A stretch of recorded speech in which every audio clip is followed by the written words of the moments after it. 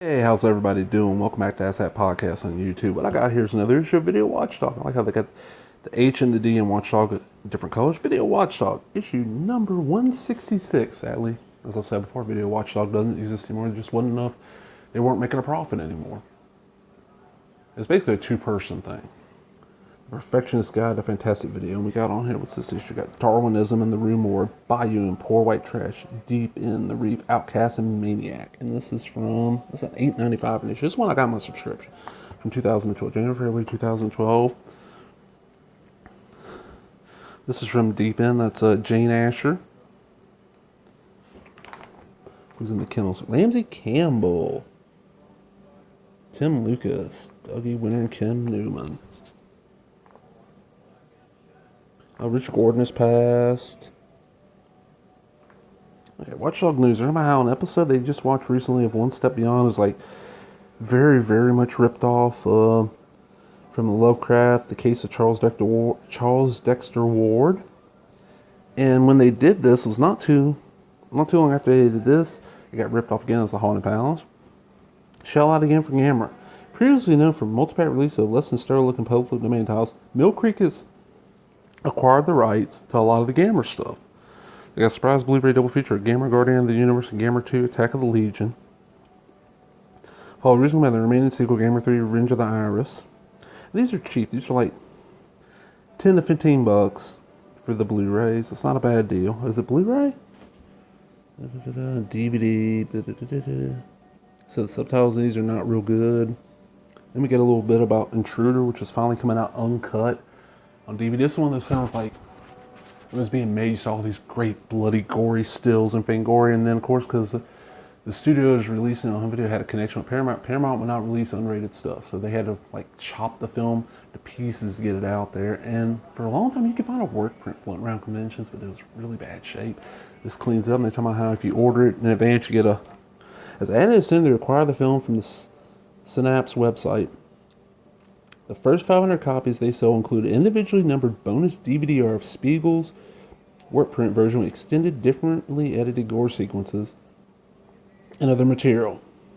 And talking about this VCI Entertainment release called Scream Theater, which is 12 bucks, and it's 12 films. So what we got on here, we got Alice Sweet Alice, which is going to be the version you normally see on public domain copies, not the better one.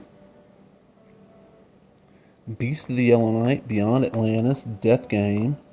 I want to see this. I just recently found out that Knock Knock's a remake of this. I want to see that. Knock Knock by Eli Roth. Don't Look in the Basement, great film. The Night Creature, Scream Bloody Murder, another one I want to see. Sisters of Death, that's a decent little film. Twilight People, Vampire Happening, Young Hannah, Queen of the Vampire, House of the Living Dead, and Terror at Red Wolf Inn. Now, some of these, they're not frame right, some of them are not flag right, so you have to like go fiddle with your settings because it's supposed to show 4:3 and it shows 69, or supposed to show 69 and it's showing 4:3. But for 12 bucks, we got our Dog Bites, which are just little short reviews of stuff like Alice Goodbody, which is a softcore porn film released by Code Red, also known as Gosh. The Baby from Severin, which is a really twisted movie about this mother who keeps her adult son and treats him like a baby. He acts just like a little baby. The Colossus in New York, which I've never seen, but I remember that image. Hereafter. This is a Clint Eastwood film that I've never heard of. Never. It's got Matt Damon in it. The Hills Run Red. And this is part of the reason I dropped this. Okay, this is 2012. This thing came out in 2009. They're really reviewing it 3 years later. And it's like, man, Video Watch Show used to be on the, like, that's where you went to read your reviews where you bought something. By the time a lot of stuff to get reviewed in here, I'd already rented it. It was a good little slasher. It's kind of not talked about. So, Sophie Monk. So Eric Red wrote it. It's about this college student looking for a supposedly lost film that only got screened once. He's trying to find the director and everything. The name of film's Hills Run Red. The History of Mr. Polly. No idea about that. It's from VCI. Well, it's based on H.G. Wells' book. Okay. Miranda, another VCI. Stepfather, unrated director's cut from Sony. This is the remake. It was okay. It's just that the lead guy years ago, Terry O'Quinn was, and Amber Heard is a gorgeous woman, decent actress, but she doesn't come close how good Jill Schoelen was in the original. We get this long article on Charles Darwin, the suppressed science of Dr. Miracoli. And you find out later on, this is actually a much longer article that Tim had to cut down in the magazine. He put the whole article up on the website. Then we get Bayou. A look at the original Poor White Trash. And what this is a film that was shot. Let me see, what's it? Is it just called Bayou? Yeah. When Bayou was first released by United Artists as a B picture on double bills with self-produced features like Tammy and the Bachelor, it didn't do well at all, despite a young and attractive cast. And then they end up selling, recut the picture, added reshoots, eliminated material, and sold it to the Cinema Distributors America company, who retitled it Poor White Trash in '61, and it turned out to make huge amounts of money. And it's just kind of set in the swamps, you know, hicksploitation, redneck exploitation style stuff, Cajun exploitation. Sounds really interesting. I've heard about it for years. I know there's another film called Poor White Trash too that has nothing to do with this. Really cool article. Did I skip a page there? No. Then we get DVD Spotlight, and they start off with Deep In, which sounds interesting, but it's a PAL DVD, and I don't have a region-free DVD player currently. Mine died, and I just have not replaced it. But it sounds like something. Sounds interesting. Like something I would watch. No, wait a minute. Let's see. Then we get the regular DVD views, and they got 39 Steps, which is the 59 version for VCI. Long out of circulation here in America, this Eastman color remake of Alfred Hitchcock's 1935 classic neither adds nor detracts from the original. Okay, always in for some Hitchcock. We got Bad Girls, a Film Noir, Volume 1, which is 3 different films. You got The Killer That Stalked New York, Bad for Each Other, and The Glass Wall. Reviews written by Kim Newman. Kim Newman writes good stuff. I'm not huge in the film noir, but damn, sorry. This is a genre I'm trying to get more into. Then we have, and by the time this was printed, this thing was out of print and going for way more than it should have. Drive-In Cult Classics Volume 3 B-Movie Collection. This is the BCI Eclipse release, not the Mill Creek one. This is set to include The Babysitter, Weekend with the Babysitter, The Pink Angels, Blood Mania, Single Room Furnished, Van Nuys Boulevard. Let me take you to the boulevard. Van Nuys, got my motor running, 500 horses. Great movie. Pom Pom Girls, Malibu Beach.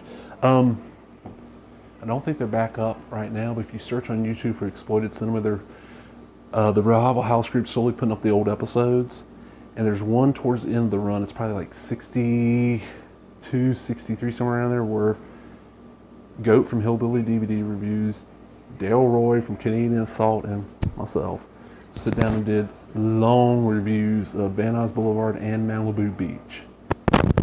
That's a neat thing, because like Babysitter and Weekend with the Babysitter, basically the second one's a remake of the first one, just called Pink Angels, is a movie about biker gangs, and it's a gay biker gang going out to like California for a drag ball.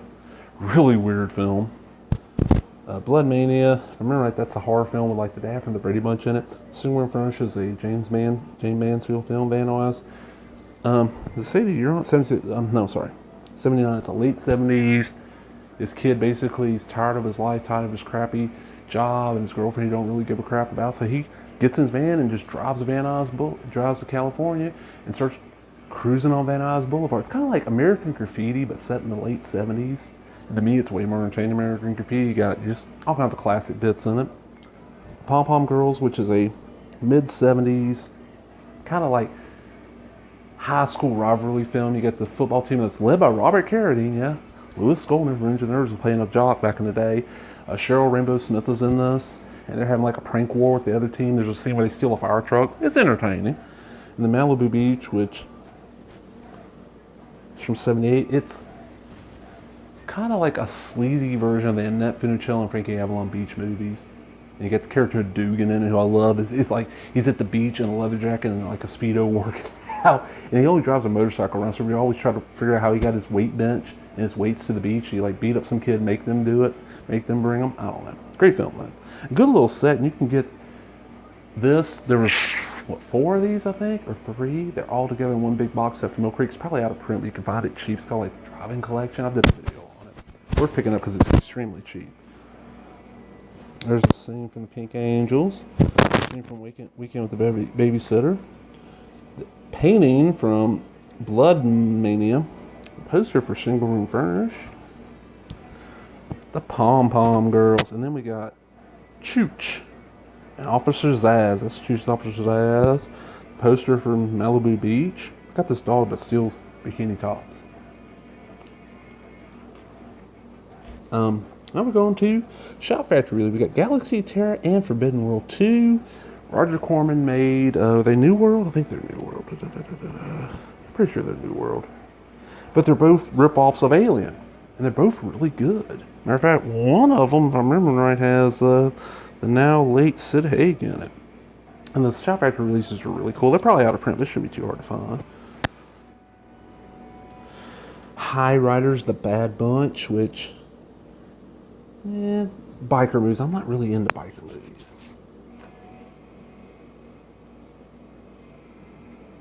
Invitation to the Dance, which is one of those Warner Archives DVD-Rs. They charge way too much for. I'm sorry. Paying that much, it better be a press DVD. Then we get the Blue Underground DVD release of Maniac. I have the old Anchor Bay one. This is a great one. Joe Spinell, early, 1980. Slasher, gory, extremely violent and disgusting movie. Joe Spinell's like this crazy guy who basically goes around scalping women and putting their scalps on this mannequin he keeps in his apartment. And somehow, that's Joe Spinell right there, convinces Caroline Monroe to fall and like date him and stuff. And he's like, not only does he look like, but he's always extremely creepy. We get from Dewey Vision, Marcy, which is a Joseph W. Sarno film. He did a lot of like softcore and hardcore porn. And we got Daddy Darling from Retro Seduction Cinema.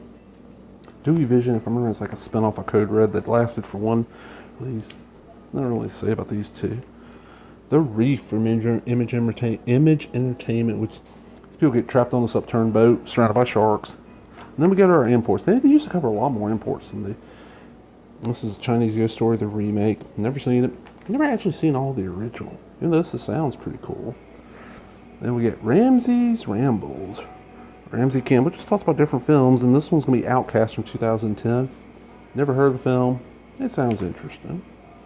Audio Watchdog, which has a soundtrack. Oh, this is neat. X-Man with X-Ray Eyes finally got a soundtrack release. That's kind of cool. Biblio Watchdog. This is interesting. This is the Ray Harryhausen series called Master of the Magics. Now, both these are out of print. And they say out of print there, but they're out of print definitely by now. Everything is that they released volumes 2 and 3 first. Volume 1 didn't come out for a while, but they sound good. This one's where if I could find them like the library, I'd read them. And we get a couple of letters, one from Richard Harlan Smith. And then we get, of course, the Video Watchdog Screening Diary of Tim Lucas, where he wrote about every film he watched in 2012. And we get on the back cover. What is that? Let me see what film that's from real quick. Give me a second. Miranda. Well, I hope y'all enjoyed that. Remember, if you did, give me that thumbs up, leave a comment, subscribe, all the other bullshit. Talk to everybody later. Bye-bye.